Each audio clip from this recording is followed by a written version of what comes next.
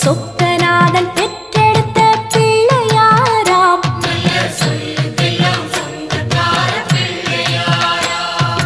கைலாய மலைய விட்டு தெற்கே வந்தாராம்.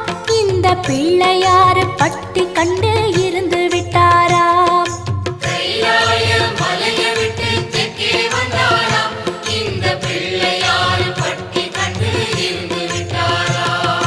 கணபதியார் வந்தாரம்மா, நம்ம உறவாக நின்னாரம்மா.